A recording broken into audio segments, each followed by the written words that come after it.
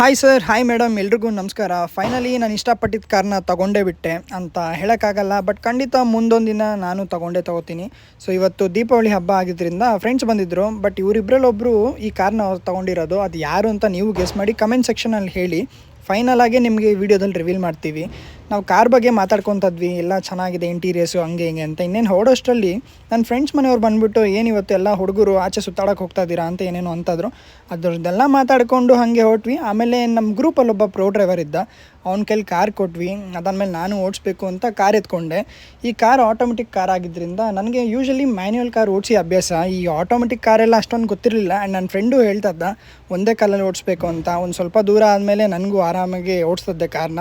And by the way ಯಾರ್ಯಾರು follow ಮಾಡ್ಕೊಂಡಿದ್ದೀರೋ ಎಲ್ರಿಗೂ happy Deepavali. ಹುಷಾರಾಗಿ ಹೊಡೀರಿ ಪಟಾಕಿ, ಫ್ರೆಂಡ್ ಜೊತೆ ಎಂಜಾಯ್ ಮಾಡಿ.